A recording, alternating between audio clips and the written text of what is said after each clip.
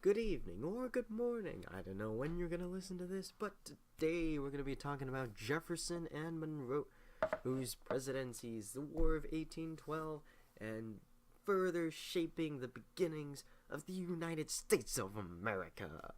So, we begin with Jefferson. My apologies. But we begin with Jefferson and how he carried himself in the White House and his ideals, because he valued that kind of, what is it, oh man, okay, he valued those kind of Republican agrarian ideals, right? He was all for the small farmer. And so at the White House and other like state dinners, like it would just kind of be a normal ass dinner, and then diplomats would be like, what the fuck, I'm not being treated fancy like everywhere else, I'll never come back here again, this is terrible. Which is like how Americans saw each other. They were all equals, subtracting everybody that wasn't a white guy. But yeah, it's kind of how it rolled. And okay, and so there's a couple of things that happened with Jefferson's political career. So even though he kept like a tariff on, so the government could get some money. Like, he demolished all the internal taxes so that, you could not pay taxes. And he also shrunk the government, as in literally fired almost everybody that wasn't essential to governmental function. So, yeah, he really wanted that kind of small nation of farmers kind of thing. And there was also this thing with the midnight judges that Adams appointed earlier under a Judiciary Act, and Jefferson's like, that's stupid, I won't do this, and he's like, we're gonna take that down, and then there's a court case, this first really important Supreme Court case of Marbury versus Madison, where Marbury was one of the midnight judges, and Madison was Secretary of State, and then John Marshall, the head justice at the time, was like, alright, so, you can't get the job, Marbury, because that's stupid. Let's see. Yeah. But also, we can declare laws unconstitutional if we feel like it, because that's totally within our powers now. And so that was pretty cool. It wouldn't come up again for another like 50, 60 years, but it was pretty cool. It's pretty important. Judicial review. It's a cool thing that popped up. Although rural America was pretty crazy, dude.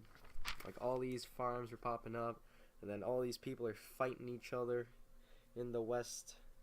Like, it was pretty crazy. Like, we're just all expanding everywhere, trying to farm, trying to get land, not having to worry about the government, except, like, they had a post office that you could send mail to, and that was pretty cool. And otherwise, it was that thing that existed. And so, America was a pretty violent place, man. You got a lot of fights going on. You got a lot of, it's just pretty insane. And also, Jefferson probably fucked one of his slaves. That was a thing. Just like keep it in the back of your head. He probably screwed this person named Sally Hemings. So yeah. Oh, although religious stuff went kind of crazy during this time. So we kind of went like, hey, let's not have the church tied with the state, because that seems kind of silly. And so let's kind of separate the church and state, which was only a problem in a couple of states, but he had to do it. So he did. That was cool. Like, religion was really important, so they want, like, and without it being directly tied to the state, people went like, no, all our morals and things and stuff, and it's like, you're all Christian, guys, chill. It's not like you've deviated so far away from each other that you don't have very similar morals, and also it's kind of weird. It's kind of not weird, but kind of what is it? It's kind of a fucking bad idea to have your churches tied to the state, because that can lead to some problems. some very bad problems of like corruption and things and oppressment, and you don't want that. And so boom, Jefferson started the separation between the church and the state. Okay, I accidentally stopped recording for a second there, and I had to restart it. But I think I was going on about separating the church and state, which is a pretty good thing. And so and around now, related to religion, it's the beginning of the Second Great Awakening. Oh shit! But the major developments occurred in the 1820s and 30s, but it started here in the 1790s, not the 90s, the 1790s and the early 1800s.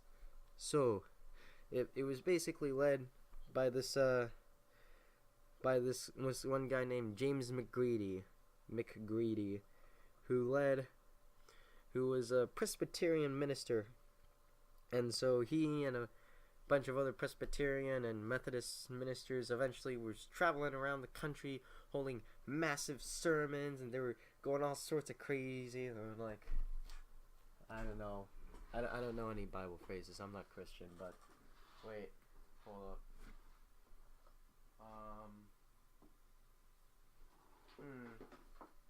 Okay, I'm gonna pause this real fast. Okay, I have lost my copy of the Bible, being not a devout Christian. So, I'm just gonna use the Silmarillion text as an example of how they would preach. It's the Lord of the Rings Bible. It's similar.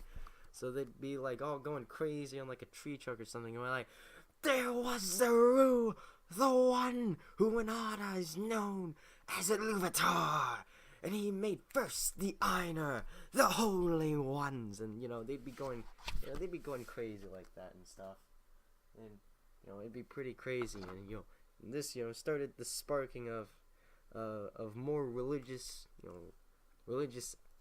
activity, because in the West people had kind of just abandoned their religion for a while, and so this guy kind of brought it all back, and so like I said, there's a lot of Presbyterians doing stuff, a lot of Methodists doing stuff, a bunch of other Protestants like Baptists. They were all coming together to change how religion was viewed in America after 1800. And also slaves started like getting sermons and learning about Christianity, and so you had like free black churches, like this African Methodist Episcopal Zion Church in New York and stuff. It is pretty cool. And the Pope even appointed some Catholic bishops in America, because you gotta Catholicism's everywhere, you gotta have it, and so you finally had some actual Catholic bishops there, but though the leadership of the Catholic Church in America was still mostly by like people that the Catholics there liked, went like, hey, you're a pretty good leader, you lead, instead of the bishop going like, you shall be the priest, or however that works. I'm not Christian. I'm not authorized to speak about these things. Who knows? And there's one paragraph here about how Jews, existed.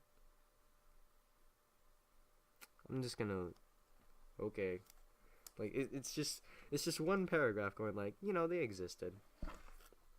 So anyways, we got that Louisiana Purchase thing. That was pretty cool. And then he sent a guy named Lewis and another guy named Clark to go scout that shit after they got it.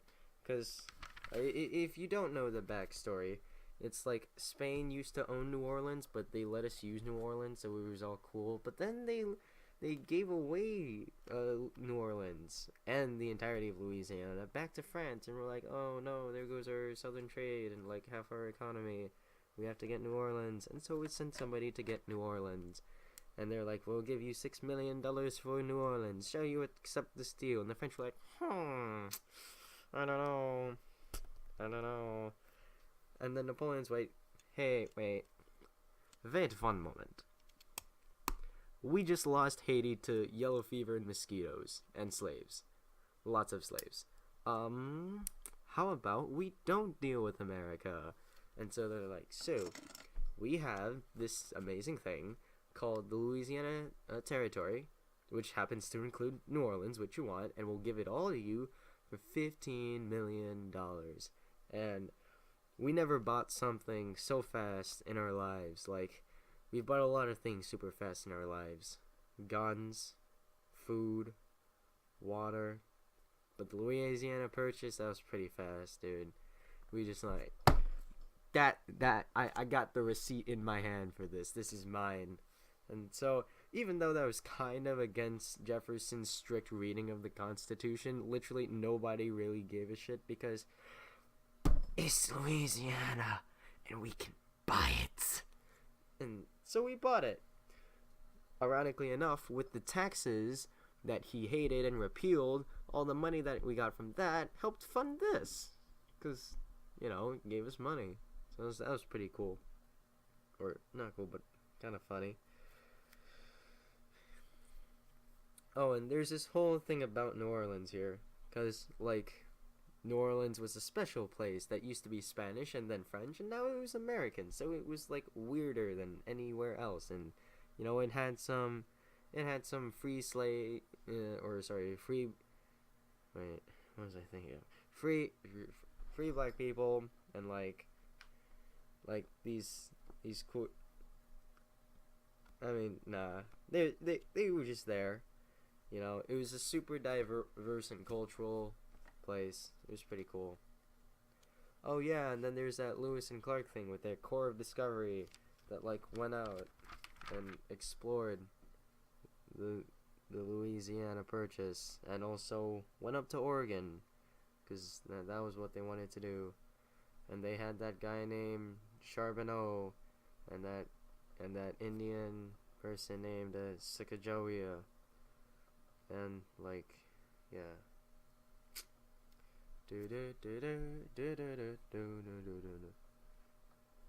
And it's kind of funny because here's like, so they paid Charbonneau, and they're like, later they're like, maybe we should have paid Sacagawea. And you know, you can just kind of imagine that conversation, just like one day they're like, they're like in the morning, and like one of them was like visiting over, and they're having some coffee, and like one guy is like, wait, I need liquid for this to work. And so like Lewis goes up to Clark, and he's like, hey, remember that person named Sacagawea that was like really cool and stuff? And Clark's just like, yeah, I remember her.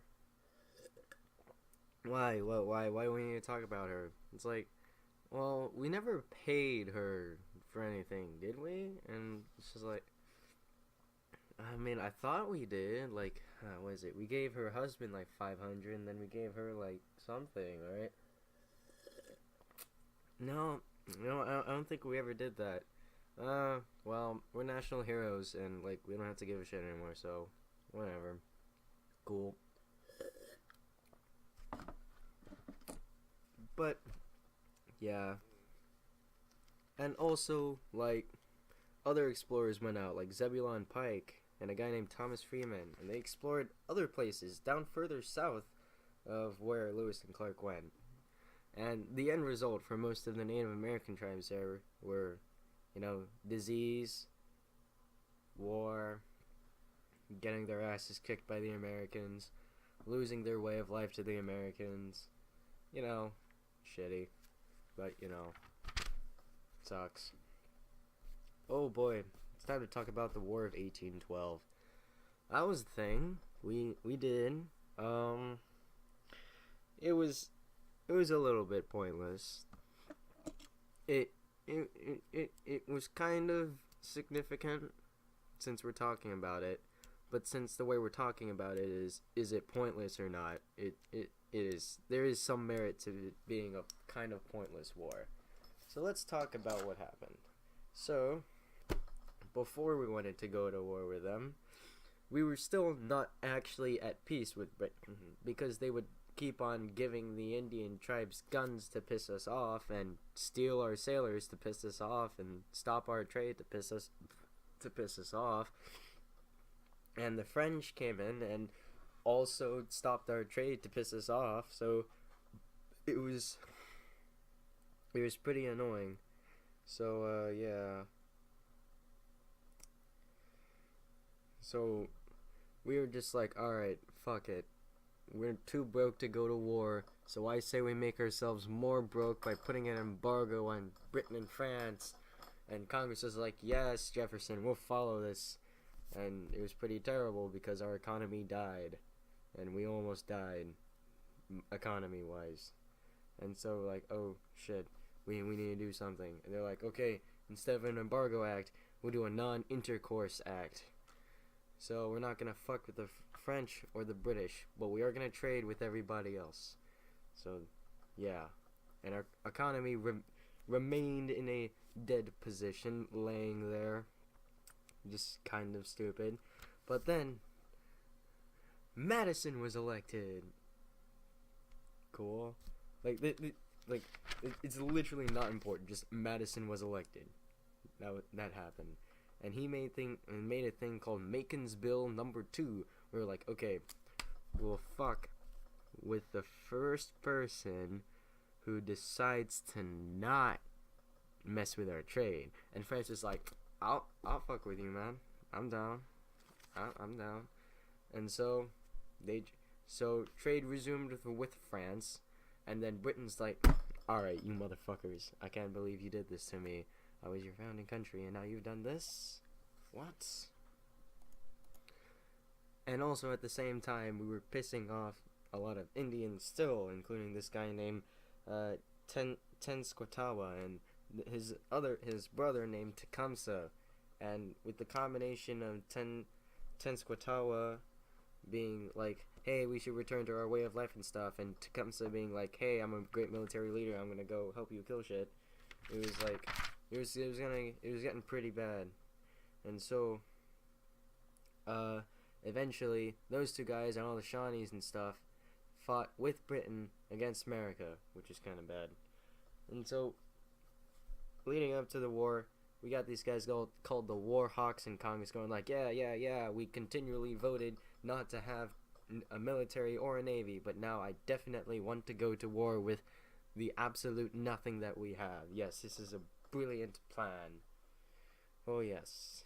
And so, the Federalists were like, what the fuck are you doing? I liked trading with Britain. Why would you do this to me? And so, as you know, the war went pretty terribly. We gave up Detroit. We literally never went. We basically never went to Canada because we got fucked over before we ever got, really into Canada. And then, yeah. Although we did win this one thing at Lake Erie with Admiral Perry, that was cool. And then, it was just pretty bad. We were getting our asses kicked. And then in 1814, Napoleon abdicated, so Britain's like, hey, we've got all these troops around, and we have another war we have to fight. Time for the transfer! And so, that was pretty bad. But, even though the British were bombarding us and, killing us, we did stop them from invading Baltimore. And that was where Francis Scott Key wrote our national anthem. And we also stopped them from invading New York. But, we're not winning if we're just slightly surviving, right? And we did kill a lot of Indians. Like, a lot of Indians. With, Andrew Jackson and, this guy named Henry Harrison, I think, or something like that. And so finally we were just like, alright, let's just return everything to as it was before the war started and pretend this never happened. And so Britain was like, yeah, yeah, no, that's cool. I'm down. I am down. And so, while they were making this Treaty of Ghent, these Federalists made the Hartford Convention that were like, you know what? Fuck these Democratic Republicans. We should change the Constitution and do things and consider seceding from the Union because fuck the South and things and stuff. But then after we signed the peace treaty, Andrew Jackson went down to New Orleans and like kicked ass. And he was like, "Don't shoot till you see the whites of their eyes." And they're like, "Yes, sir." And you know, it and so they're like, "Yes, sir. We're gonna totally kill him, sir. We got this." And so they're like, They waited. The British started coming up. They readied their weapons. And they're like, "Oh shit, there's the British." And so 2,000 British died while we only lost 71 men. So, yeah, we kind of killed the British. That was pretty bad for the British. And so that gave us kind of the feeling that we won the war, even though nobody really won the war, and it was pretty bad. So yeah. But you know what though? Britain finally stopped impressing sailors and funding Indians and like fucking with us like an older brother. So that was pretty cool. Ding. Oh, sorry. That Harrison guy was William Henry Harrison. Yeah. Just so you know. Oh, and there's this guy named Oh, wait, first we have to talk about what territory we took. We took a lot of territory after this time. We took, like, a shit metric ton of territory. Like states were popping up left and right. We went into Florida and, like, killed all the Indians again. And, like, it was crazy. So, like, we eventually got, like, Florida and Alabama and Mississippi and like, you know, other shit popping up. And then with the Adam Onis Treaty, we got Florida, and we got the Spanish rights to the Oregon Territory, and so we went to Britain and went like, "Hey, let's just share the territory." And Britain's like, "Yeah, sure, we'll share it." And so we got to share Oregon for a while until we got that treaty that made part of it part of Canada, and so now that's part of Canada. Woo. And finally, there's this next president named Monroe that went like, "You know what? I'm going to make a doctrine," and then John Quincy Adams went like, "What doctrine?" James Monroe and John Quincy Adams like, "So what doctrine do you want to make for yourself?" And he's like, "I don't want anybody coming in to mess with the Americas. They are under our protection, for we are America. And the Europeans can't mess with us, man. They're stupid. I don't want to mess with them. Man, I don't want to mess with their revolutions. I don't want to mess with anything. But we can defend America and protect the Americas from European influence." And so that's basically what he said. Ooh. Because, like, there was, like, a Greek revolution that we were sympathetic with. And there was also a Spanish revolution that we were sympathetic with. But we're like, nah, let's just be like, we're going to protect America. And, you know what, Europe? You can no longer colonize anything in the Americas. No more colonization for you. We're not going to allow any interference from you with our internal affairs.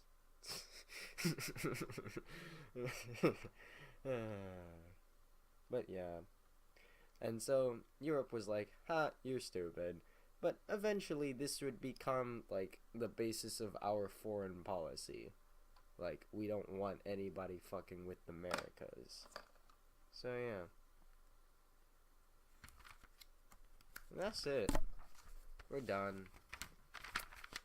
Hey, it wasn't it wasn't a 30-minute video. It's like a 25-minute video. Won't you look at that? I'm gonna go do like physics or something. Good night. Yeah.